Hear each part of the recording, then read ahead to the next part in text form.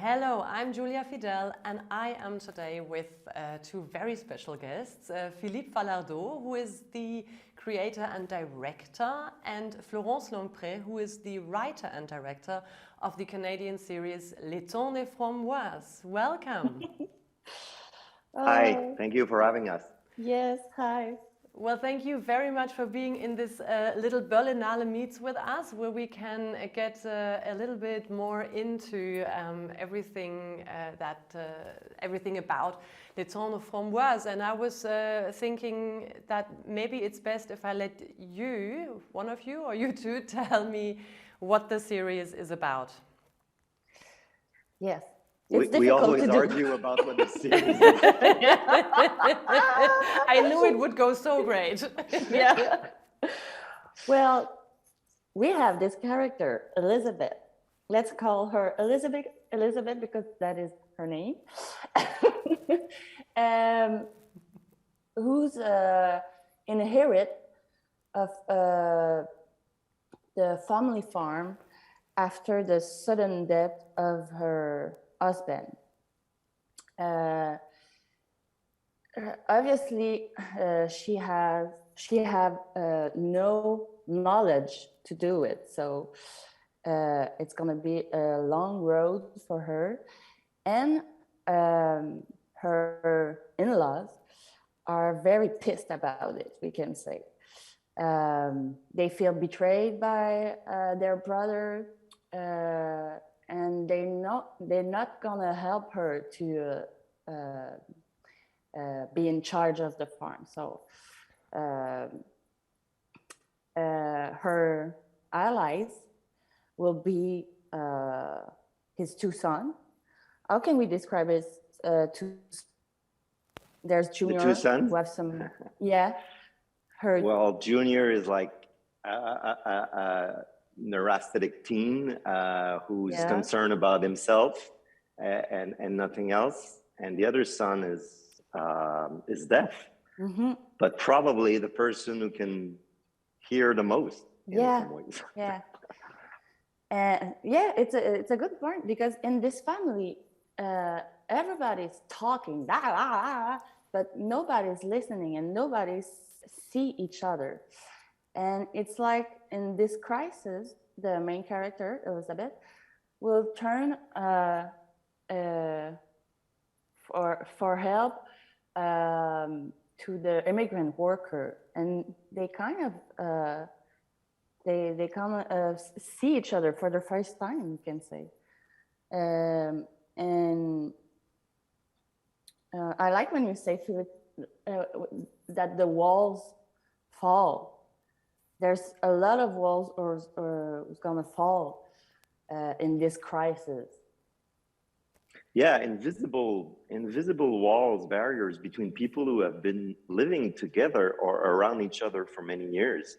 And I think the series explores that. Right. Yeah.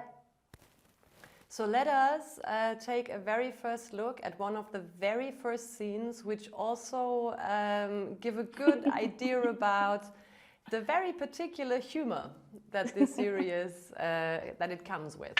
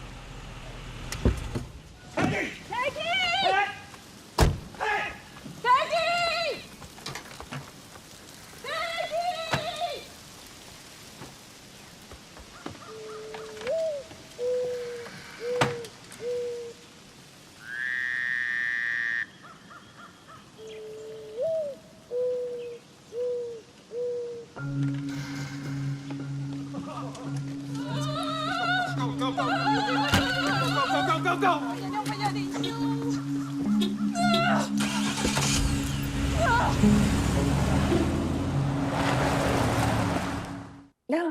it's tough. So this is almost the opening, a very particular car chase, we thought. And I always wanted to do a very, huge car chase. So that was my first car chase. One of the things that's brilliant about Florence and Susie's writing is that they do not care for introducing characters in a normal kind of way, and there's nothing more boring than a scene that is only meant to present a character. So the characters are presented to us in action. They are immediately in a situation. You don't know what the situation is about, but you feel there is a situation. And you kind of understand the family just in that scene, like with the car, the way they drive, the way they, I remember showing the scene to my nephew, and he looks at it and he says, it's interesting because after that scene, I immediately know who these people are. Oh. And they haven't said a word yet. Well, they've screamed a lot, but they haven't said a word yet. Who's talking a lot? I think it encompasses the tone of the series, not only in terms of characters, but in terms of staging, in terms of direction. And there is like two speed to the series. Sometimes people are calm, it's very rare, and sometimes they are panicked, which is their usual living mode, chaotic, panicked, and that's what I like about these characters. I love them for that. Yeah, and what is cool about this show, it's sometimes in the writing, in the translation to the image, we lose a lot of imperfection. Like, it's too beautiful. People are well dressed, they steam clothes, everything is perfect, and it's so boring. And in this case, the imperfection are really there in the character, and they give them a burst of life, if I can say it like that. And I really enjoy that. Yeah, I mean, I thought this was a very special approach also to characters, and also to, I mean, the humor is very physical and at the same time very observational. And I was wondering what kind of process this is then, because in my head, each character has a different way of walking, or, of holding themselves, and like these tiny steps that this one woman makes from her car, and you think she is not even like getting anywhere with this. Like, how does this happen? How do you come up with it, or how do you create it and bring it to paper? Or to the scene? Like, is it on paper? Is it between the actors? Where would you? The physicality is on paper because everything was inspired by the scripts.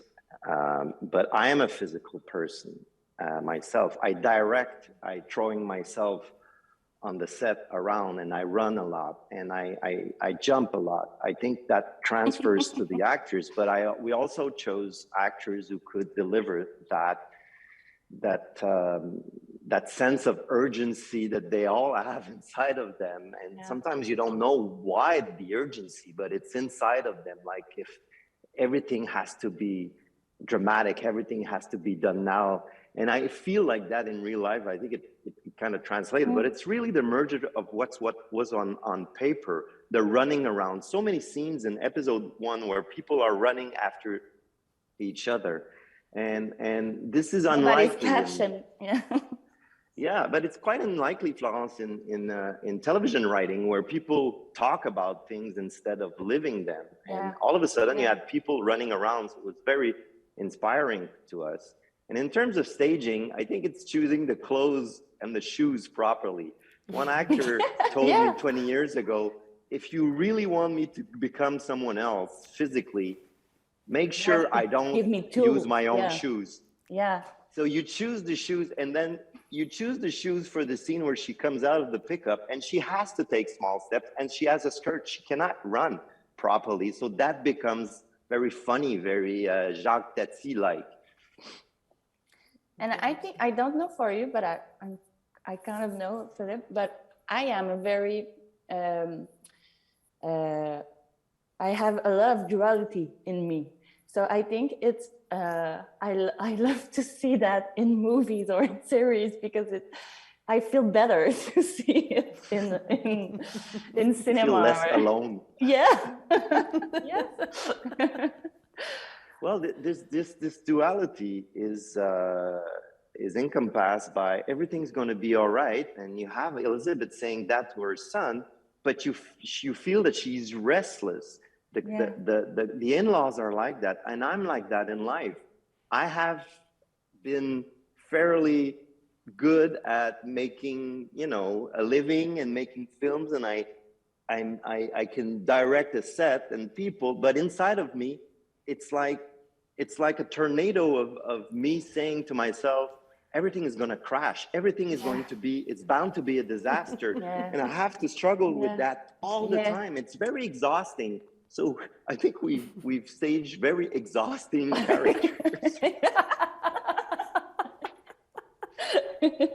Okay, wonderful. Well, on that note, I would like to show another scene where Elizabeth is trying to reach, is it Emilio, I think? Yeah. And she just can't make it. She don't know her name.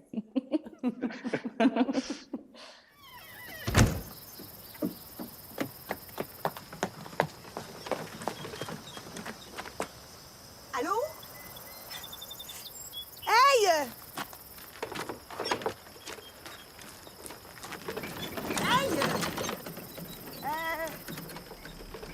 Ben voyons! Toi, là! Attends, voyons. Juste, c'est...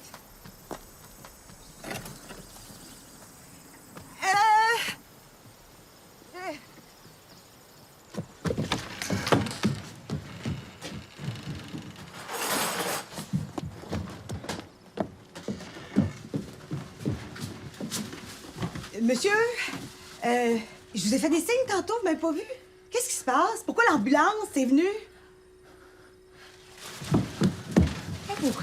Sérieux, là? Emilio.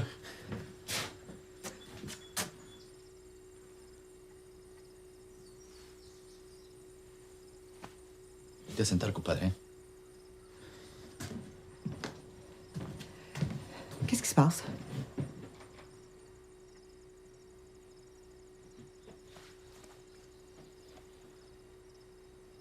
John.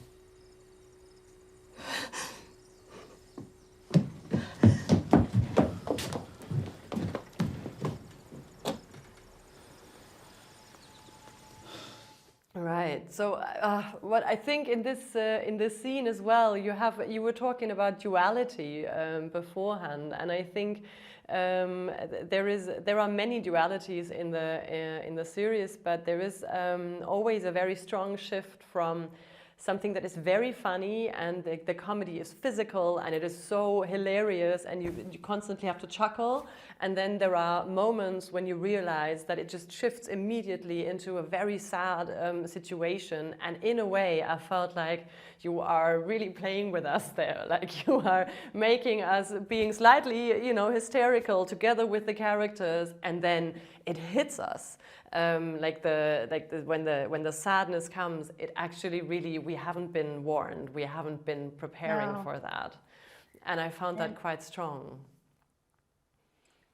Well, laughing in funny situation kind of open the heart. So you have your heart open like that, and where something more serious or more sad happen, it hit directly.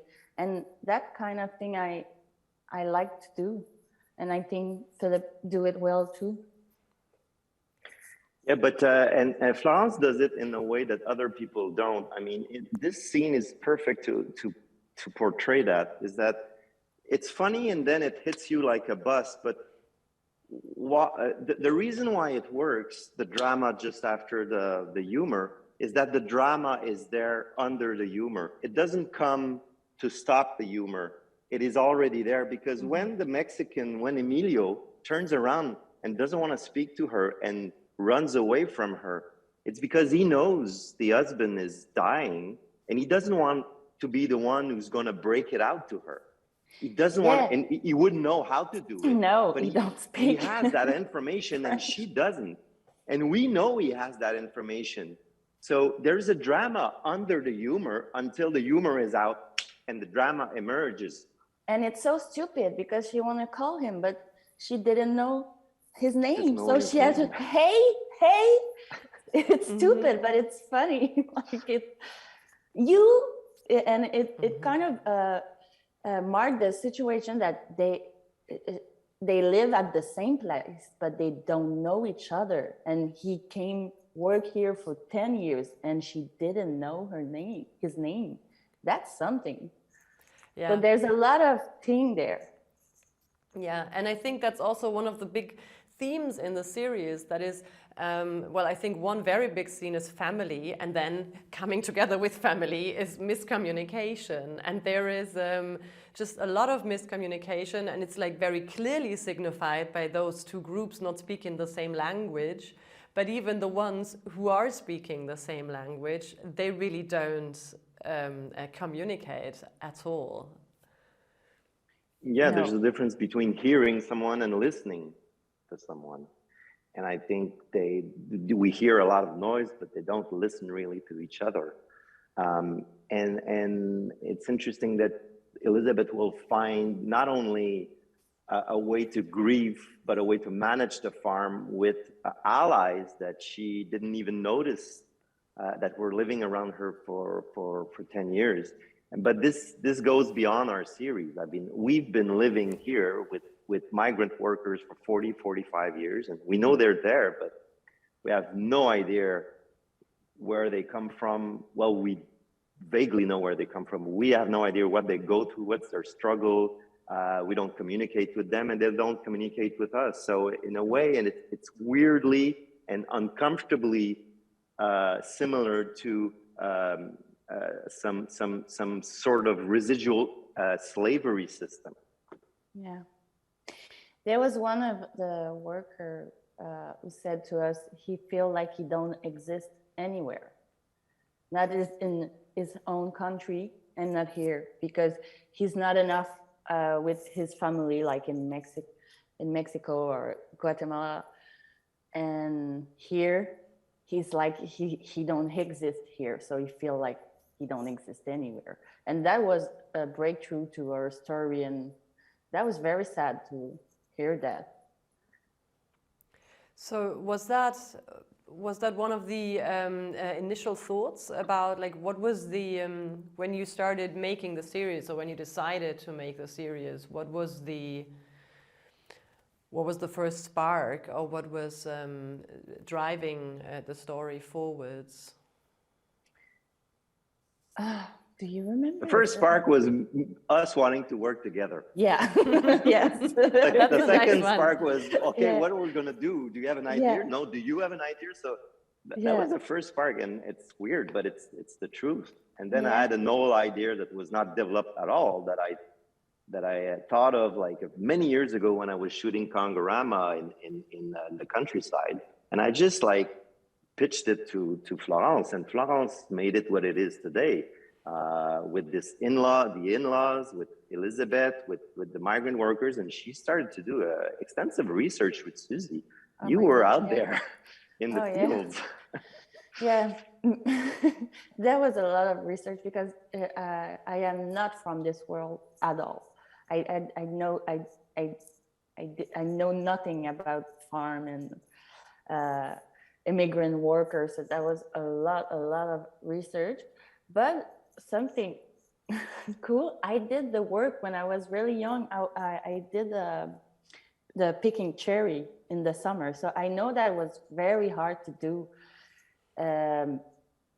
And after maybe 1 year of research, the immigrant worker began to talk to us. And it's about about this time that the story began to look like a story, I can say. I don't know how to say it. Yeah. And what I noticed, or what I really liked especially, was that you really found very strong images for a lot of things that you were, or like you were telling us a lot about the character, all these different worlds, with putting things next to each other that showed the differences. For example, them all driving in these really big oversized cars. And then I think it is Emilio who is going into town with his tiny bicycle. Yeah. This very hyper nervous Canadian family and these relatively chilled, relaxed men who are working there and just, you know, sit in a hammock in the evening. And of course, also what I found really interesting was then, well, I don't spoiler it too much when we say that we have these two sons, and one of them is very close to his feelings, but he cannot really say them because he has not got the ability to speak because he's deaf. And the other one who can speak physically, but he is absolutely disconnected from his feelings and doesn't know how to just get to them. And I found all of these, like you're speaking on so many different levels in this show. And what do you say about that? I think, to the I don't know what to say. Thank you. No, we keep going. Yeah. We're learning a lot about Yeah. what you did by I'm listening gonna to sleep you. well tonight. Well, it comes back to the duality we were discussing earlier. And I think you have to understand that this series, and this was one of the difficult thing for us, is how do you sustain attention when there's no murder, when there's no investigation, no police, no war? I mean, most of the series out there rely on some device that creates attention from the start. There's no intrigue in our series, and it's so the machinery that propels the series is this duality you are talking about. You know, the big and the small, the angst and the calmness that everybody's looking for, the migrant workers versus the white Irish family who owns the farm. So this duality is the motor of the series. Nice. Well, I feel like we have to wrap up. There would have been another clip, which was a very sad clip. So maybe we just keep this clip for people actually watching it in the cinema. Okay. Because I really strongly recommend that. It's just my very last question would be, you have done a lot of films, Philippe. And Florence, you've been doing both. What would be the next thing? Are you gonna run back to filming because it's it's different, or it's like less time intense, or have you caught onto it now and say I need to do another one? Well, the love we've been getting so far around the series that hasn't gone out yet makes me want to pursue this, but mainly with Florence and Suzy. But I have feature projects, and I think Florence has too. So it's really a question of what's going to happen next. What's the project that's going to be ready? Series is exhausting. You feel like you're running all the time. You have less means. You have to do more in less time. I'm not used to that. I'm used to taking my time and thinking about things. So I might not go back to series right away, but this is something I want to pursue with Florence, Framboise, for sure. If people want us to to keep telling the story. Yeah, but we are me. I have to. I had begun the second season because I have to begin to write. So it's kind of slowly in action, but I think I want to write a novel. That would be my my next move. Yeah, I want to do that, but every time I try to do some, I'm talking Some about director calls yeah. But I would like to like you say, take my time and really be in charge of what I choose to be out there, because when you write, there's a lot of frustration, and you have to give your babies and you don't know what's going to look like. So I would like to have the narrative for me one time. I keep saying that Florence has to direct. She would be very good at it. She has a sense of direction for actors, certainly, and it seems to me unavoidable that she will be directing something soon. Okay, maybe sometimes, but I have to understand the camera. Well, it's another story. Okay. Well, that's very good. I really hope that we will get to see the two of you very soon, and it looks very good. So we keep our fingers crossed that we are going to continue this conversation in only a few weeks, and I guess when we are going to see this only in a few days, hopefully. And I invite everybody to go and watch Les Temps des Framboises, that is made by these two extremely wonderful people. And thank you very much for taking time so early in the morning. And see you soon. Yeah. Dankeschön.